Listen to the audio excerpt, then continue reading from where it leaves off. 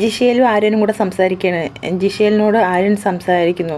അനുമോൾ ഫേക്കാണ്, നീ അവൾ എന്ത് പറഞ്ഞാലും ചെവിയിൽ എടുക്കണ്ട, ഒരു ചെവി കൂടെ കയറ്റുക, മറ്റേ ചെവി കൂടെ കളയുക. നമ്മുടെ വീട്ടിൽ നമ്മൾ എങ്ങനെയൊക്കെ നിൽക്കുന്നുവോ അങ്ങനെ തന്നെ നിൽക്കുക. വീട്ടിൽ അമ്മ വഴക്ക് പറഞ്ഞാൽ ഒന്നുകിൽ തിരിച്ച് പറയും, അല്ലെങ്കിൽ വഴക്കിടും, അല്ലെങ്കിൽ ചിരിച്ച് തള്ളും. അത് തന്നെയാണ് ഇവിടെയും.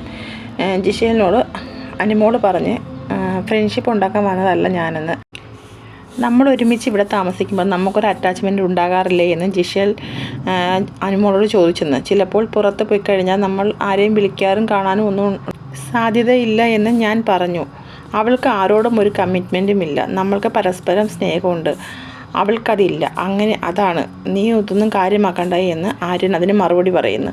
നമ്മൾ ഇനിയും ഇതുപോലെ തന്നെ മുന്നോട്ട് പോകണം എന്നും ആര്യൻ പറയുന്നു.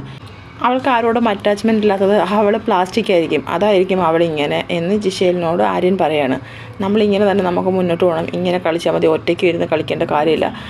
നമ്മൾ ആരോടും മിണ്ടണം ആരോടും മിണ്ടണ്ടെന്ന് നമ്മളല്ലേ തീരുമാനിക്കുന്നത്. അപ്പം നമുക്ക് എന്ത് തോന്നുന്നു അങ്ങനെ നമുക്ക് കളിച്ചാൽ മതി, നീ ഇതൊന്നും കാര്യമാക്കണ്ട, ഈ ചെവി കൂടെ കേട്ട് അടുത്ത ചെവി കൂടെ കളയുക, അതാണ് നമുക്ക് നല്ലതെന്ന് ജിഷേലിനോട് ആര്യൻ പറയുകയാണ്.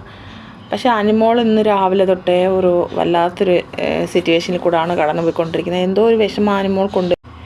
ഇന്നലെ നടന്ന സ്പോൺസർ ടാസ്കിൽ 6 പേര് ചേർന്ന് 2 ഗ്രൂപ്പായിട്ട് തിരിഞ്ഞപ്പോൾ അനുമോളെ ആരും കൂട്ടിയില്ല. അനുമോളായിരുന്നു വിധികർത്താവ്. അത് അനുമോൾക്ക് ഭയങ്കരമായിട്ട് ഫീൽ ചെയ്തു. അപ്പം മുതൽ അനുമോൾ ഇങ്ങനെ ഒരു ഇച്ചിരി സങ്കടത്തിലാണ് അനുമോൾ. രാവിലെ മുതലേ ഉണ്ട് അനുമോൾക്ക് ആ സങ്കടം.